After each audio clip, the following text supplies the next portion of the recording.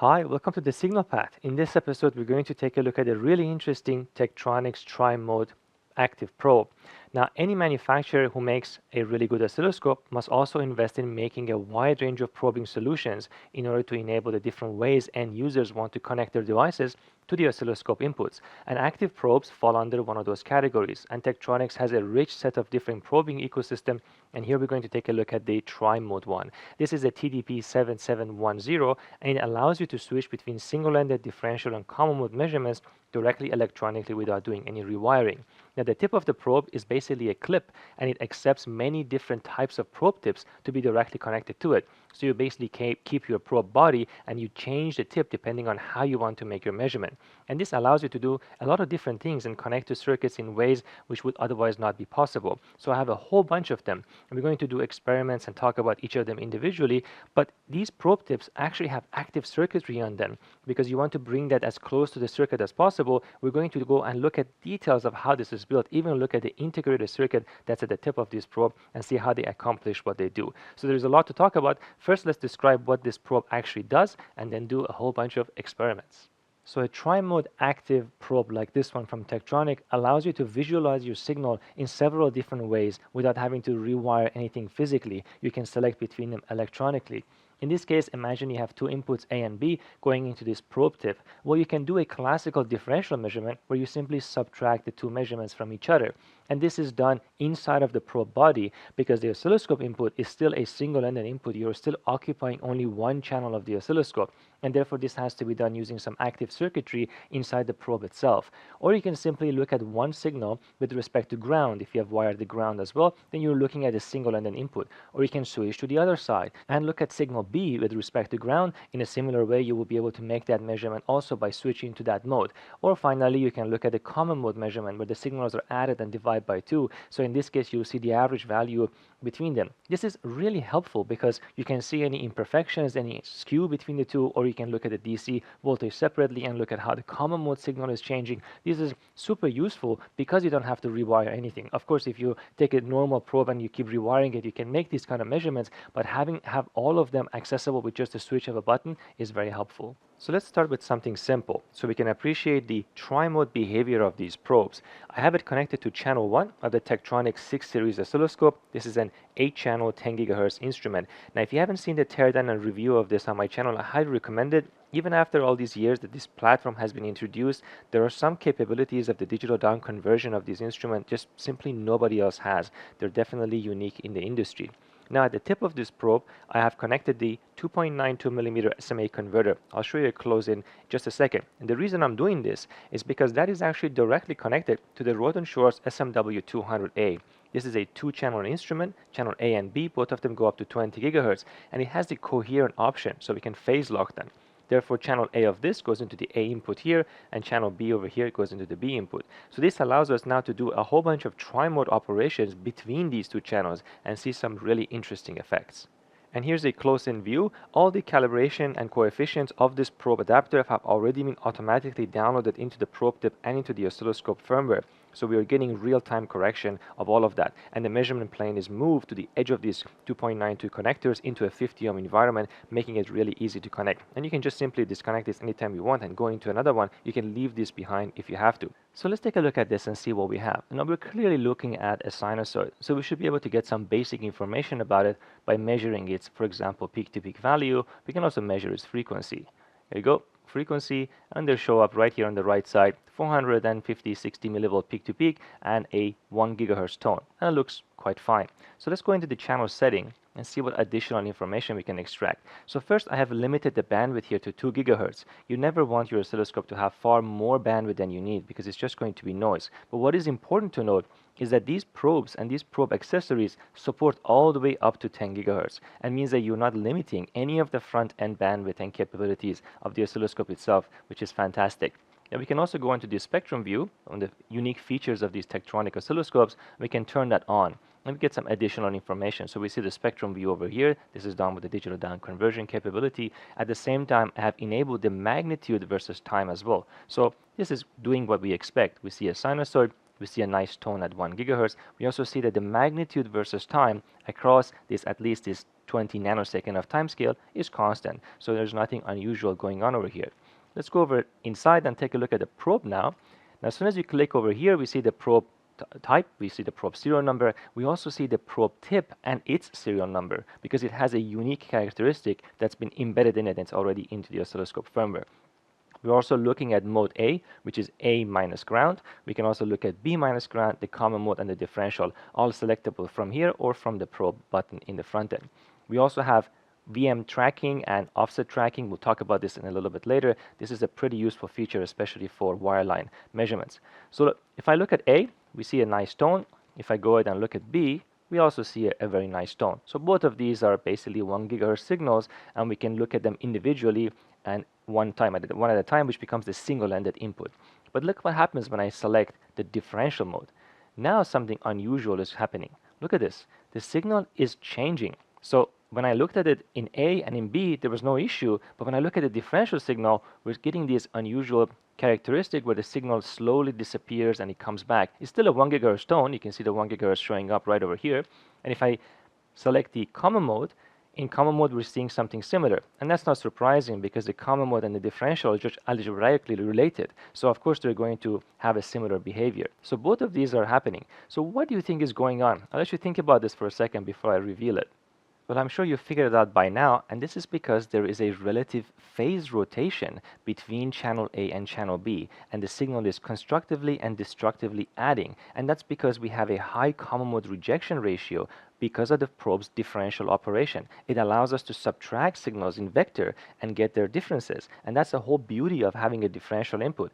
But in addition, the tri-mode allows you to look at them individually without changing your setup at all. This is super powerful because it allows you to extract differences between single and the differential and common mode readily by just playing with these buttons.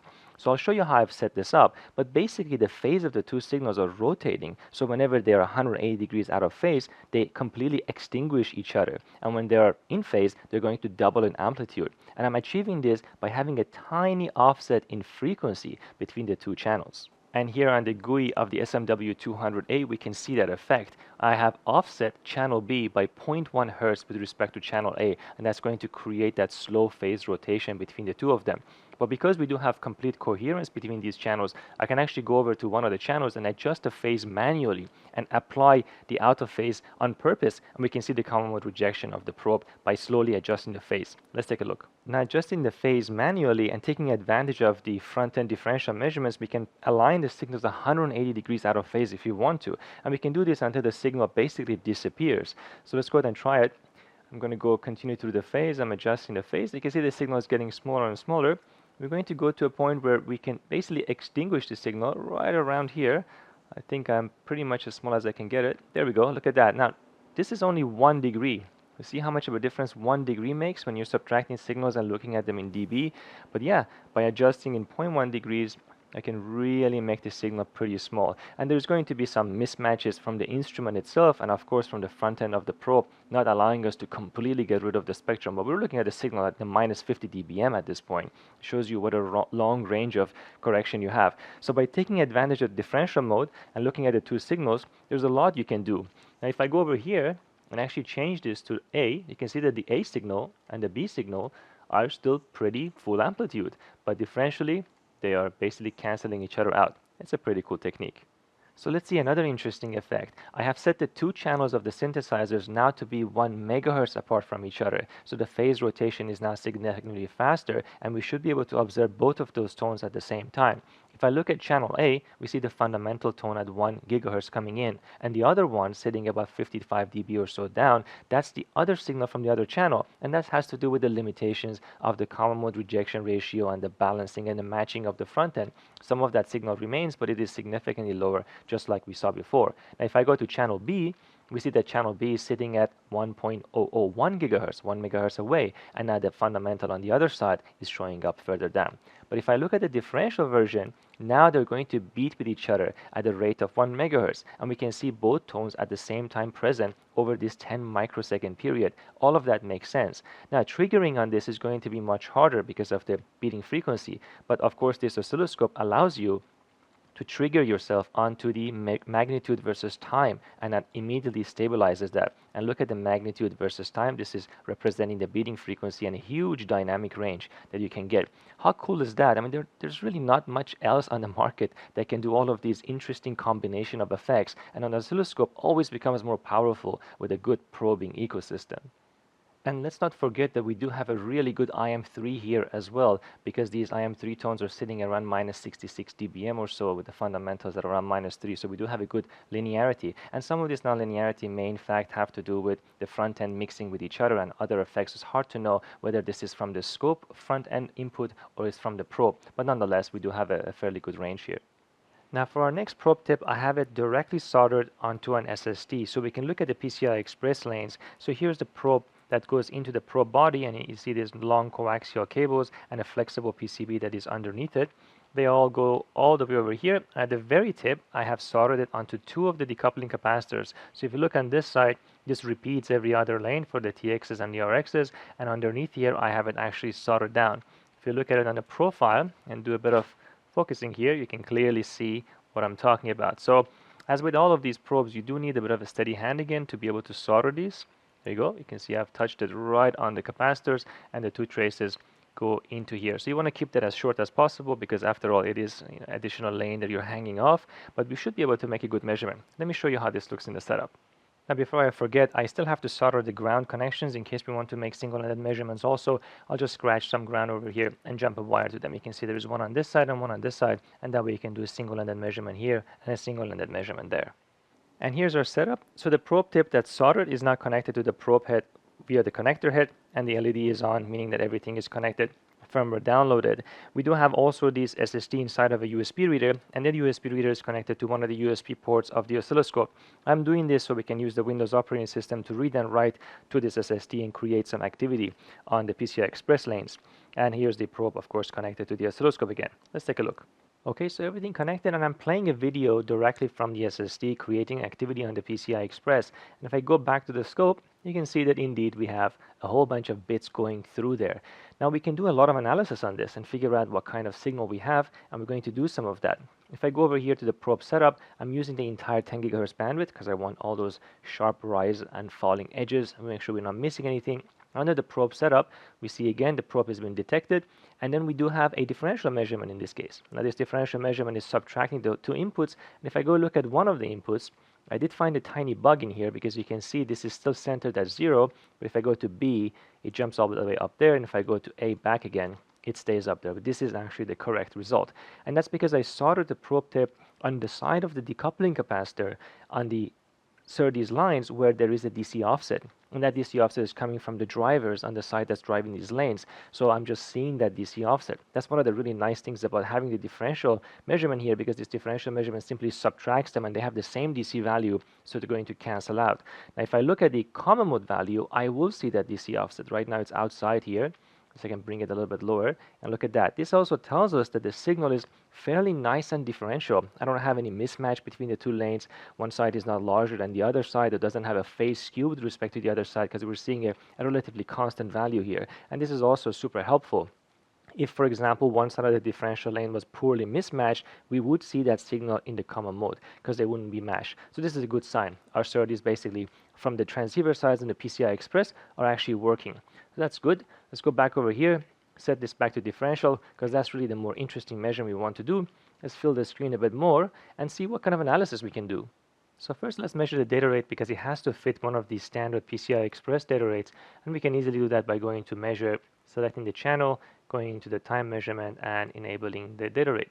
And let's see, there you go, 2.5 gigabit per second, and that makes sense. So if I look at the spectrum of the signal, I would expect to see a notch around 2.5 gigahertz. And that's because this is an NRZ modulation, so we should be able to see that.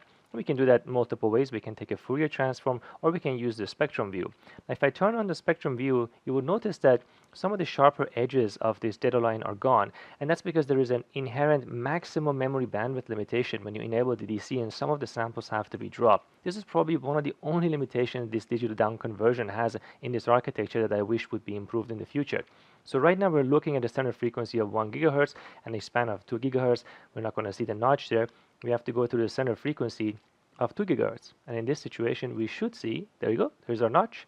Indeed, we do see the notch corresponding to exactly 2.5 gigahertz, and that's to be expected. That means that this is a nicely behaved broadband random set of data. Now the first thing you'd likely want to plot is an eye diagram, and that's pretty easy to do. We go under plot over here, we select eye diagram on the channel we want, and there's our eye diagram. Now eye diagrams, much like constellation plots, require sufficient number of transitions and points for them to be statistically meaningful. Otherwise you're going to get completely the wrong impression. So you can see how much jitter it looks like we have here, but we have very few data points here, so that all the data dependent jitter and all the long duration ISIs are not being captured, and you can see there's a little bit of a glitch here. It has to do with how that hard drive is working. Let's clear that for a second. Let's go over here and make this at 1 microsecond or 2 microsecond per division, which is a much deeper memory. If you go over here, now take a look. You can see how much of a difference it makes as we are seeing the appropriate amount of jitter and ISI potentially. Now, you have to be very careful when you set up oscilloscopes for making eye diagram measurements, because if you haven't set up the clock and data recovery correctly, you're going to be measuring a lot of artifacts of the measurement rather than the actual eye quality. So we'll talk a little bit about that in some more sophisticated measurements. So here you can see how many UIs are being captured, and we see the TIE being reported. It's jumping around a little bit because there's so much jitter here. TOI is the time interval error, and it represents the error between the arrival of edges from where they are and from where they should be. So let's go ahead and get rid of this and actually use the jitter option. If you don't have the jitter analysis capability, you can do so much more using this oscilloscope. And we can enable that measurement by going under measure and looking at the jitter, and we can do a jitter summary analysis, which will also bring out all the appropriate plots to go with it. Let's go and add that. And here's everything at the same time. So of course our eye diagram is back in there. We can see it as before. We also have the TIE histogram. It's beginning to look like a really nice Gaussian distribution, a well-behaved eye diagram. And at the bottom we have the TIE spectrum. This spectrum can be really handy if you have some kind of an unusual repetitive edge error, and that's going to show up in the spectrum, and you can then be able to find it and find its relationship with clock or data or anything else. It can be a very handy tool as well. On the left side we have the bathtub curve, and the bathtub curve in this case goes all the way down to 10 to the minus 16 bit error rate. And that's not surprising because the middle of this eye is now completely open, so we should be able to get a really good error from this. Now looking and talking about this, we should probably do a dedicated video on clock and data recovery and jitter measurements for some of these things to really make sense, but hopefully you have some sufficient familiarity with this and can find this still helpful. And let's add a few other parameters here which will be helpful. We can go under the jitter measurement here and under the eye measurement. Let's get the eye height added, and let's add the eye width as well. These are very important parameters. There's a whole bunch of other things you can add here. It's going to take forever to go through every single one of these, but this is sufficient. Now we have to be careful when you're making eye diagram measurements, because you might end up measuring how the instrument is interpreting the eye rather than what the actual eye diagram looks like. And that has to do with how the CDR is set up, how the thresholds are set up, and how the instrument acquires the clock. And luckily in this case we have complete control over that inside of the jitter measurement application too. Here on the measurement side, we see measurements like duty cycle distortion, data dependent jitter, random jitter, TIE, and everything. And if you double click on this, we get this additional menu, and here we can configure everything we want. So first, let's go over here. Let's make sure that it knows we're measuring data. At the same time, we can go over here in the clock recovery and change the way the clock and data recovery is done. So right now it's done on a constant clock. So it's assuming that the clock is fixed at that 2.5 gigahertz rate and so on, and it's trying to figure out what the eye is. But we can tell it to use a PLL method. And that's going to change everything, because depending on the PLL method, it's going to follow the edges much better, and it's going to give you a very different eye diagram. I don't like how this window keeps jumping back, by the way. So right now, we're doing a PLL method. Let's go ahead and make it custom. Now you can have a type 1 or a type 2 PLL. You can adjust the loop bandwidth and everything to go with it. And look how different the eye already looks.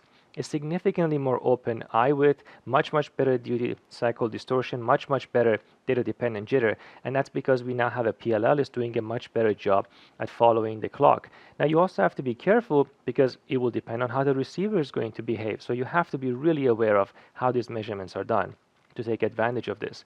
So looking at this, the eye is now much more open, the bathtub curve is much more open, the numbers are also much better.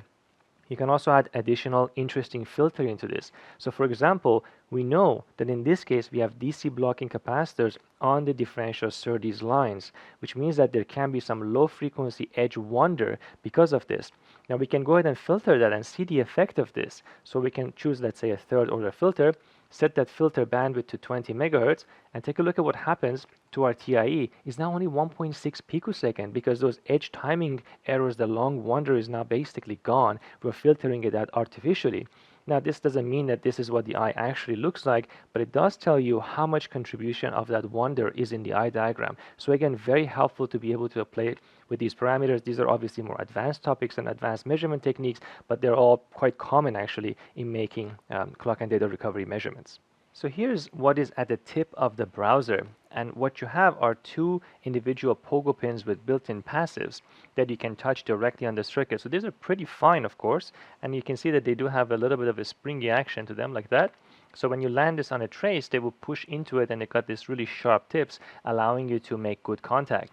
Now in the background, if I focus down, you can see there is an LED in there, and that white LED can be turned on and off, so you can see very closely what you're looking at. Now you still probably need a magnifying glass to really see it, and these probe tips are replaceable. In fact, you can just pull one of them out so you can see what I'm talking about.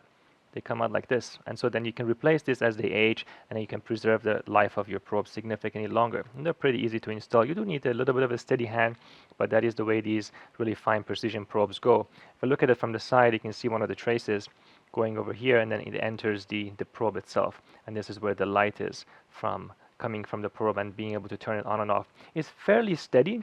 There's a bit of a softness to this, so it has a bit of give. I wish it was a little bit more rigid perhaps, but the distance between these two can be adjusted. There's a screw. You can see that I can bring them pretty close together, and I can move them further away from each other to accommodate different kinds of traces. This is something that you would be able to use a stand for, and we're going to see it when I have it set up, and then basically you're pushing it down into a circuit right over here. See if I can focus a little bit lower, so you can see how it would behave. There you go. So if it's the surface of the table there, you would basically be pushing it into this, and using the little handle it has, it can stay fairly steady. Let's try it on a circuit. And for our next measurement, we're going to use the differential browser to look at some traces and some components in the middle of a larger system. This allows you access, of course, to various things that you would otherwise not have access to. In this particular case, we have a synthesizer with a differential output, but only one side of the output is used later in the system. I want to look at a differential output directly coming from the synthesizer. We can see that I have landed on top of that. And this is the synthesizer itself. There's two tiny components in there, which are the AC blocking capacitors, and then only half the side is being routed elsewhere. So this is a little bit difficult to place, but that's normal. But using this handle over here and the grip that it has on the table, we're able to place this, and now it's fairly steady. Let's take a look at the signal we're collecting. And here is our tone, and I've limited the bandwidth here to 5 gigahertz. Now with this particular browser, we don't have an option to change the mode. This is always a differential measurement between the two probe tips. Of course, you can always land one side of the probe on a ground if you want to, but you can look at the signals individually. So this looks like a nice sinusoid, nothing unusual. Perhaps maybe it has some modulations on it from the way it is moving around. But the best way to look at this is on the spectrum view, because this is, after all, coming from a synthesizer, and it's a narrowband signal. So let's go ahead and enable the spectrum view. I've already centered it at 2.4 gigahertz, and here's our tone sitting around there. A few things to observe. If you look closely, you can see some activity right over here. This is most likely from Wi-Fi and other interference, because I have chosen this to be at 2.4 gigahertz, so we can certainly catch that. Now this could be picked up mostly from the traces on the board, but also the probe itself does have exposed traces on it, so it can also pick up some of these interference around us. So you do have to be careful on how you place this. Now we can look at this much closer. We're looking at a 2 gigahertz span here, so there's not a lot of information near the carrier, but that's easy to fix. We go over here and we simply can actually adjust it from here. Let's go ahead down to, here you go, look at that. We're looking at around 20 megahertz or even 10 megahertz, so there's something going on that waveform. So looking at the signal being spread, we can look at things like frequency versus time, amplitude versus time, or phase versus time, some of the unique features of this type of oscilloscope. Let's try the frequency over time and see what it's doing. You can go under spectrum view and enable frequency here. So looking at this, it is indeed jumping up and down. So perhaps this is some kind of a frequency modulation, and we'd like to see what kind of frequency modulation we have. And that's easy to do as well, because you're just going to try looking at a longer sequence and see if you have any periodicity in the frequency versus time. And we're beginning to see something going all the way out. maybe too much. Here we go, look at that. There is indeed something going on, and we can zoom into this a little bit more as well. That looks cool. Now let's go and change the triggering as well and put it in frequency versus time. So there's so much to observe here. First of all, you can see that this has these jumps between various frequency points. So it's not doing frequency modulation in a nice linear way. The other thing to note is that it is jumping around a little bit in terms of its periodicity too. So it's kind of cycle slipping. Now this can happen if your synthesizer doesn't have enough frequency to perform the frequency modulation you're looking for. So you only have very few points to update the frequency, and you don't get that nice modulation, perhaps a linear or a sinusoid modulation of the FM. And that's one of the observations you can make. But what's important to realize here is that I'm looking at the output of the synthesizer directly before it goes through all the later stages. So the differential nature of that signal here is completely revealed. If you were looking for second order harmonics or some nonlinearities, this would be a great way to detect that, because you will be able to make that measurement differentially.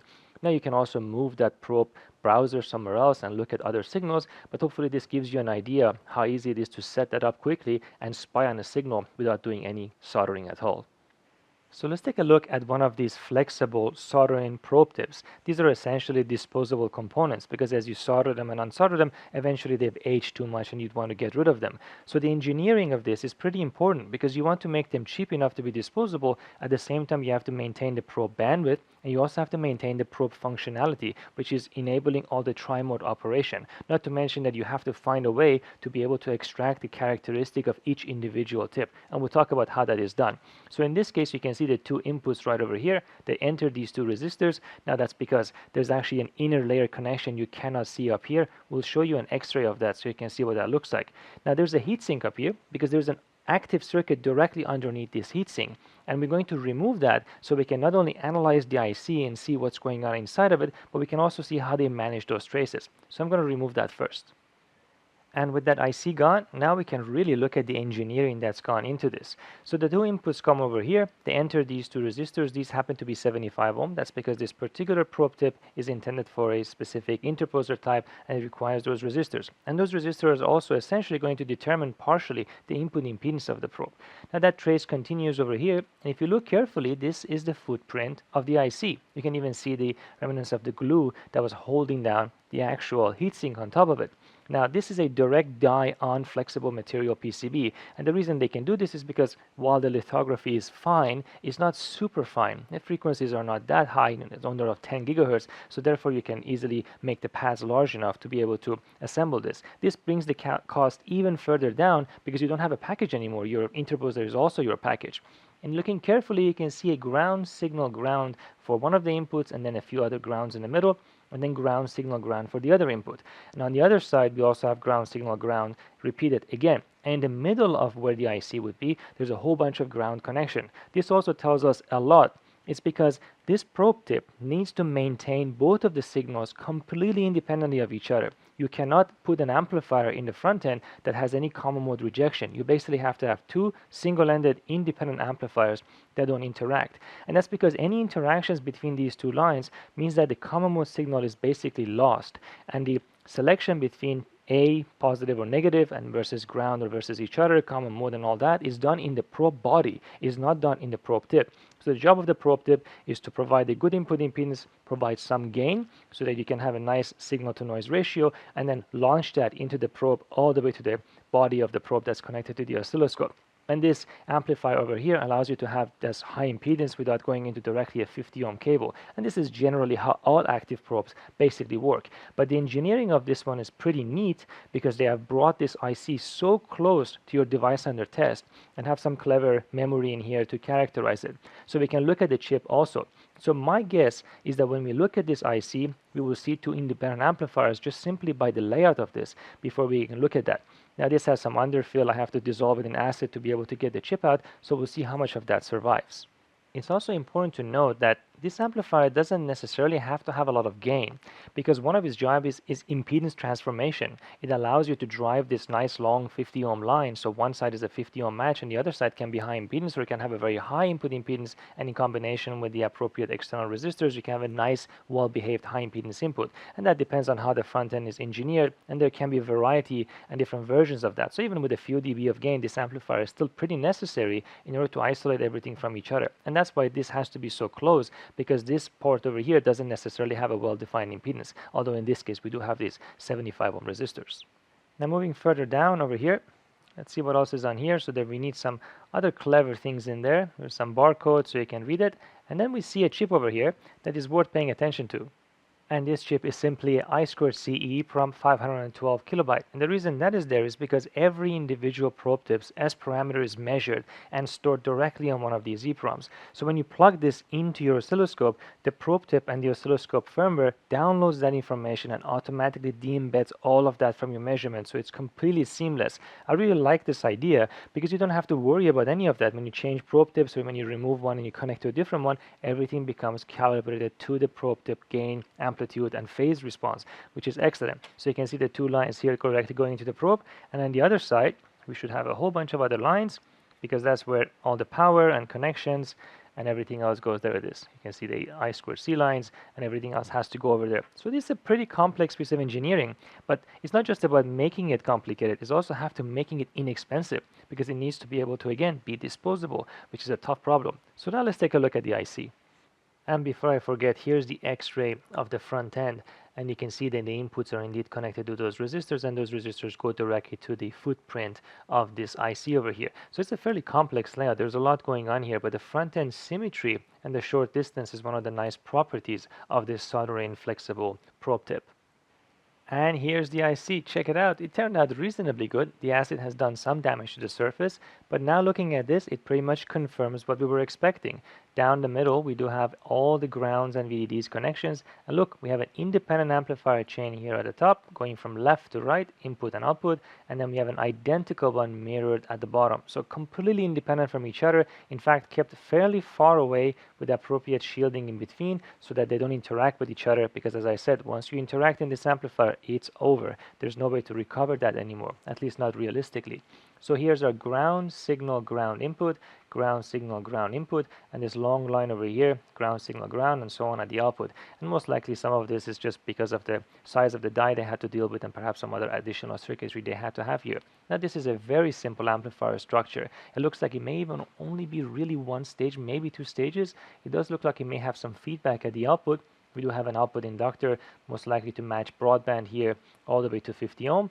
Yeah, pretty straightforward design actually. Looks like it's in a silicon germanium process. I'm going to zoom in a little bit more over here so we can see some of the features, although there is some damage. But as you can see, just looking at the footprint of the IC and considering the operation of it, we can figure out what has to be inside the chip for it to make sense. So the input impedance over here is fairly high. How much exactly is hard to know. And the output is most certainly have to be 50 ohms because it's driving those lines, those microstrip lines, and going all the way to the probe and to the output. Looks good. I think at the bottom over here, it does say Tektronix. So this is definitely something that's designed by them. And yeah, once you make, hundreds of thousands or millions of these, then the price of these certainly can become quite cheap, especially given that it's not a most advanced silicon germanium process, probably just good enough for this application. Let's dig in a little bit closer. And here's a close look at the bottom amplifier. Here's their input. There may be some ESD protection. It most likely is required because that's the part that you kind of are touching, but these things may still be quite ESD sensitive. And then afterwards, I think this is our main transistor, although this is exactly where that smudges, so it's a little bit harder to see. There may be some feedback, or this just simply might be the 50 ohm load of this. This has to be a resistive load because it's a broadband amplifier. We do have series shut inductive peaking, which goes to the output. It does come back, so this might be the load over here. If there is feedback, it's probably just to do some bandwidth enhancement and stabilize the impedances in a nice, well-behaved way, but this would also enhance the bandwidth. And if you look carefully, you can see all the lower layer metals, but I'm going to zoom in further so we can see it. The power supply stuff is over here, and the width of these lines, and you see this line is so much wider because it's most likely a 50 ohm transmission line, and this input doesn't even have metal underneath it, at least not any of the higher layers. So the impedance here is probably very, very high just by the width of the line alone. But yeah, there's a lot of observation. We can really dig in and figure out the schematic, but I'm not sure if that's really necessary. I think it gives us a rough idea of what the architecture is.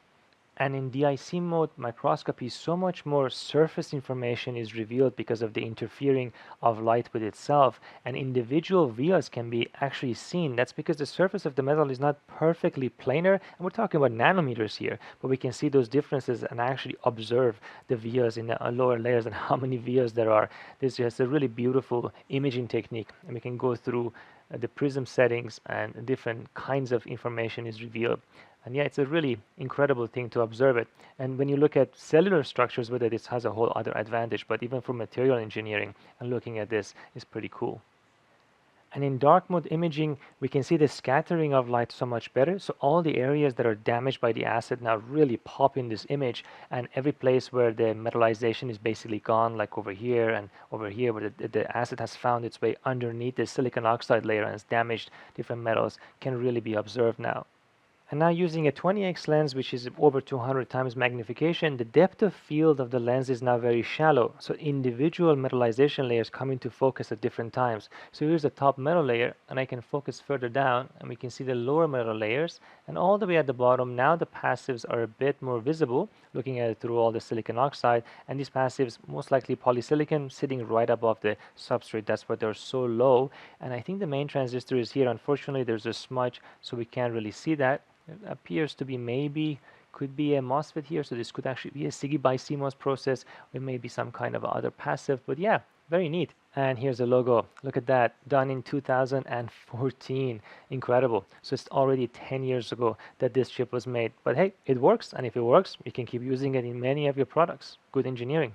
And there you have it. I hope you enjoyed this detailed look at this tri-mode probe and all the individual probe tips and how they work. I have actually a few other Tektronix probes as well. There's a really cool optical one. There's some power measurement ones. So there's a lot of sophisticated things we can do with those, and I'll certainly make additional videos. If you want to support the channel, you can do either through PayPal or Patreon. It's always appreciated. Let me know what you think in the comment section. I'll see you next time.